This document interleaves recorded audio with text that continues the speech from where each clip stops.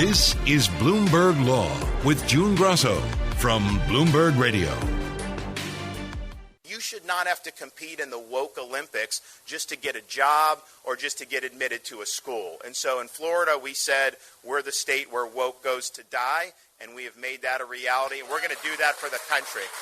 Florida Governor Ron DeSantis is campaigning to bring his anti-woke agenda from Florida to the rest of the country. But one of his woke bans has been running into trouble in the courts. And now the 11th Circuit Court of Appeals appears skeptical of Florida's 2022 Stop the Wrong to Our Kids and Employees Act, better known as the Stop Woke Act.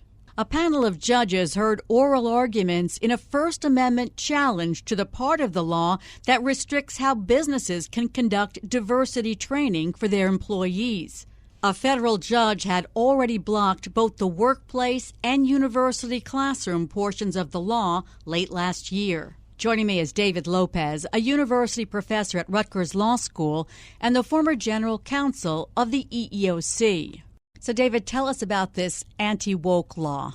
I think the act was pressed by Governor DeSantis as part of an effort to sort of restructure the political landscape both in Florida and in the United States. And it's been influential.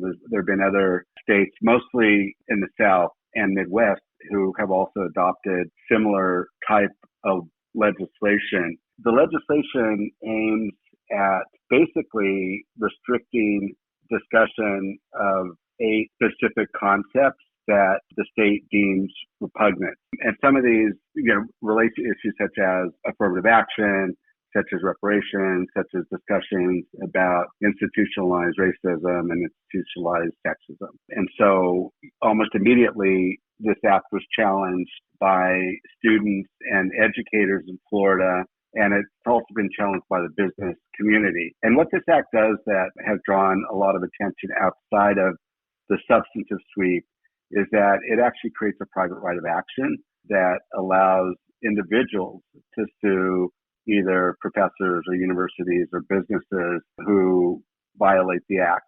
And so for me, I've worn different hats in my life. So I've been the dean of a law school and the general counsel. And in that capacity, we have pushed certain types of training that take into account the changing diversity of the workforce and also really, I think, greater attentiveness to issues such as sexual harassment and other forms of harassment in the workplace. And, obviously this is to make sure that people understand their rights, but also to kind of build strong teams and productive workforces. I'm also now a professor and I teach in the area of civil rights. And so obviously I look at this act with my professor hat in terms of how do I best generate conversation about these really important topics in the classroom. But I'm also a plaintiff side lawyer, or as I tell my wife, I was a lawyer. And I brought employment litigation. And so I also look at this act in terms of how it was written and what opportunities it might provide to the plaintiff's bar to really create mischief. And so the interesting thing is that, this act, I think, represents what I had foreseen when I was at the OC as really a collision course between sort of the free market, pro-business wing of the Republican Party and really sort of the cultural warriors that focus on issues such as critical race theory and abortion and immigration and drag shows, right? And so I think that these two are really kind of coming into conflict here because, from the perspective of the business community, this means more litigation, right? This is government regulation that threatens additional litigation. And that's before you even get to the First Amendment, the very critical First Amendment issue. The appeal at the 11th Circuit currently is over the workplace diversity training. The main argument there is the plaintiffs who represent the business say that violates our First Amendment rights. Yeah, and this is a big First Amendment battle. And in some ways, it's really ironic because Florida is a state, as we know, which is incredibly diverse and also includes many people who end up in Florida really searching for freedom. But I think with this type of legislation, if you believe the district court, which has already issued 2 preliminary injunctions, these are sweeping restrictions on free expression in the First Amendment. So This is a case that involves the private sector and involves DE&I training. The other case, which also arises out of the same act, involves students and universities. The other one went up. There was a preliminary injunction issued by a judge in Tallahassee. That went up to the 11th Circuit. The 11th Circuit upheld the preliminary injunction. This one, there's another preliminary injunction, and that's what's being argued in front of the 11th Circuit. But so far, the state of Florida has really taken a beating on this one. And, I didn't listen to the argument. I just read the press accounts, but it sounds like it faced some skepticism in front of the 11th Circuit, which, by the way, is considered probably one of the friendliest circuits for a case like this for the state of Florida. And there are 2 Trump appointees on the panel and 1 Clinton appointee. What did they make of the argument from the state that we're not regulating speech, we're regulating conduct? I think, at least 1 and probably 2 expressed considerable skepticism about that, given that the legislation itself identifies 8 categories of speech that basically the state itself has declared repugnant. So the exposure of liability in the act is related to the training, but it's as importantly, it's related to training that incorporates these types of ideas. And I think that the district court was very clear in terms of how this constitutes viewpoint discrimination, because it talks about if you take, sort of the converse, or you take the opposite position, that you're able to express those ideas without facing liability. But these certain specific types of ideas, potentially will pull the trigger on liability, whether meritorious or not. There was a time, and probably still now, where businesses are worried about frivolous lawsuits. So whether meritorious or not, these types of ideas can trigger a lawsuit. Yeah, so one of the judges, Judge Britt Grant, said you can make them listen to literally anything except those topics. Basically, she seemed to be hinting that this is viewpoint discrimination. Yeah, and this is a court of review, but that really does sort of pick up on what the district court said when it issued its preliminary injunction. And, it provided examples both in the education context and in the employment context. So here it says, for instance, if an employer mandates a very well-regarded book called The Color of Law, which deals with the history of government-mandated housing segregation in this country and how it affects wealth today, that the employer could get into trouble. But if it required that the employees read, Woke Incorporated inside Corporate America's Social Justice Scam by one of our Republican presidential candidates, that would not trigger liability, right? And I really have to say as a law professor that, and I've taught this, that my law students pick apart many, many different either loopholes or potentials for liability. I think the district court talked about some that, certainly were probably not within the contemplation of the state. For instance, talking about American exceptionalism, which seemed to fall within the language of the act. A discussion about whether Cuban migrants are entitled to a privileged position in the immigration system, which seems to run afoul of the act. And, both of those are topics that will trigger a lot of discussion, right? But they would seem to fall within the language of the act, as well as something like the propensity of men to commit gender-based violence as opposed to women. And to talk about that in sort of in realistic terms and historical terms would also seem to run afoul of the act. So much has been focused on the race aspect because I think that's where the governor's trying to center the politics, but this also includes gender. And so for each of these topics, you have to consider how it relates to the gender context. So I just think that the district court came up with a lot of examples of how this is viewpoint discrimination. But I think, as an employment lawyer, one that really jumped out to me that was really surprising is that part of the act talks about, the suggestion that kind of neutral or colorblind selection measures are discriminatory. That's the repugnant act. And obviously in academia, the whole issue of colorblindness as to whether it perpetuates historical discrimination and current discrimination is a really hot topic. And it's one that's heavily debated, and it should be debated, right? But I think a little bit more to the point is that the unanimous decision of Griggs versus Duke Power, which is a 1972 decision, basically encapsulated that idea that neutral principles can be discriminatory regardless of intent. And then that was ultimately codified by Congress by a 92-5 vote in 1991. Disparate impact has been codified, and disparate impact aims almost by its terms at systemic discrimination and at neutral measures, right? So if you're an employer and you want to train on what the law is, you're potentially running afoul of the state law. If you endorse the Civil Rights Act in 1991, query whether you're also running afoul of the state law. I've been talking to David Lopez, former General Counsel at the EEOC and a visiting distinguished professor at Arizona State University, about the 11th Circuit oral arguments over Florida's so-called Stop Woke Act. Before the break, you were about to talk about why having these conversations is particularly important in Florida today. Particularly after there was what has apparently been a race-based shooting in Jacksonville, is that in 1994, the Florida legislature passed a law that basically set aside $2.1 million for the known survivors of the Rosewood Massacre, which was a massacre of a Black community in Levy County, Florida in 1923, right? And it also set aside a scholarship fund.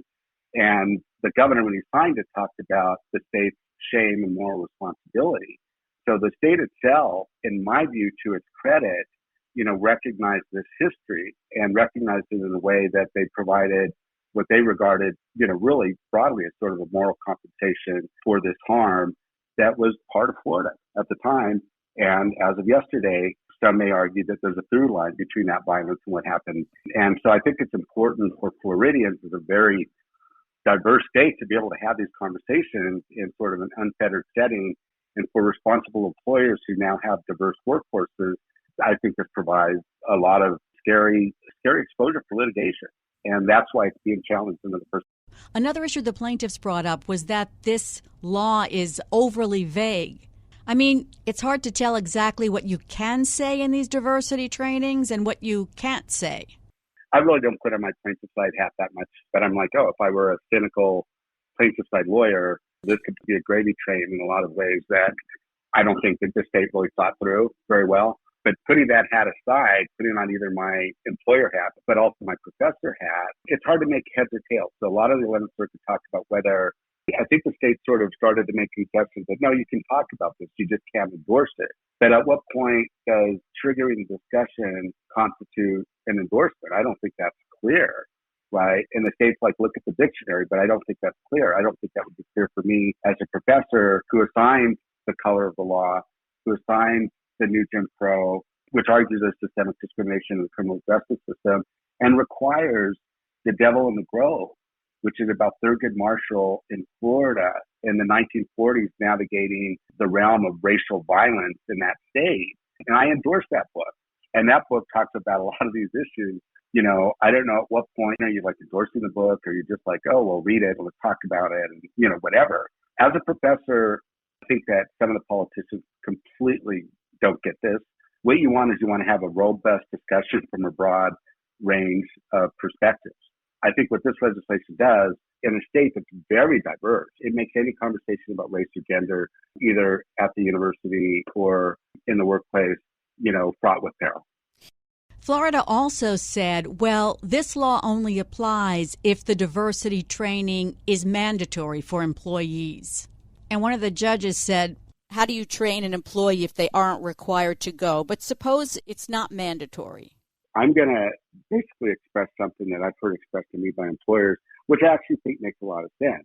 They're sort of damned if they do and damned if they don't, right? So if you take something like sexual harassment in the post-Me Too era, and that is a form of DE&I training. If you conduct sexual harassment training, the U.S. Supreme Court law encourages you to do that, to take voluntary measures at compliance, to have a policy to address these issues. And those trainings can actually, and I think should include a discussion about gender violence in our society and deal with issues of gender and sex. But potentially, if you say something that is viewed as too sweeping, if you make it sound like women are, by and large, which I think is statistically true, more likely to be victims of gender violence by men than the other way around, you can get yourself in trouble under this act. And then even more broadly, I think with DE&I training, I think the whole idea of that is to sort of build teams and to create a productive workforce and get people working together, right? There's still a lot of segregation in this country, but the workforce is where people come together. And as an employer, You want people working together productively. You want them working together as teams. And sometimes that requires that you navigate a lot of the issues that exist outside of the workplace that are brought into the workplace, right? And so, in the state of Florida, as I mentioned, there was a apparently race-based shooting that, the city of Miami about 30, 40 years ago was racked by numerous incidents of civil unrest following shooting by the police department of African-American men. And people are talking about that, right? And people have opinions about that. And people think about that. And they bring that into the workplace. And for you in the workplace to try to navigate, these disparate views from these disparate backgrounds and disparate perspectives in order to build a team, that is now fraught with peril. It's really hard to say, well, okay, we're going to do this training, but only for people who want to go, right? Or we're going to have sexual harassment training for only people who want to go. We're going to have racial harassment training, but only for people who want to go, right? Otherwise, it's optional. I think employers, with a lot of the policies, a lot of their training, that almost like undercuts the purpose of training in the first place. Do you have a feeling for how the 11th Circuit's going to rule on this? It's kind of hard to tell where the court's going to go on that. What I would predict is, regardless of how it goes, there will probably be petitions for either en banc review or for Supreme Court review. I hate to make predictions. I think for the state, this is a real uphill battle and a very costly battle.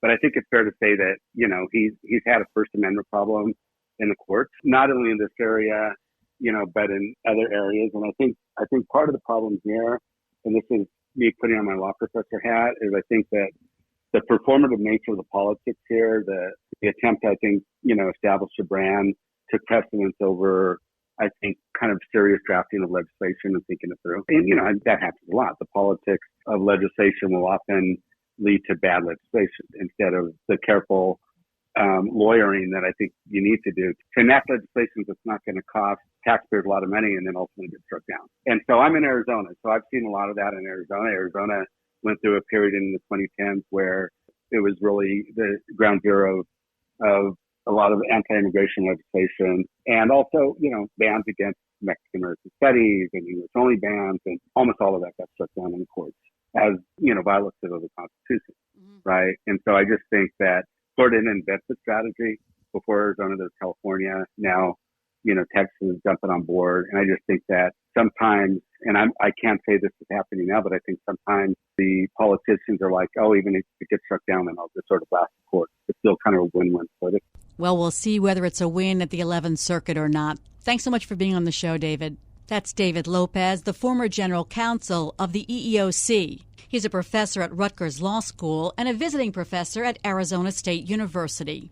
And that's it for this edition of the Bloomberg Law Show. Remember, you can always get the latest legal news on our Bloomberg Law podcast. You can find them on Apple Podcasts, Spotify, and at www.bloomberg.com/podcast/law. And remember to tune into the Bloomberg Law Show every weeknight at 10 p.m. Wall Street time. I'm June Grasso, and you're listening to Bloomberg.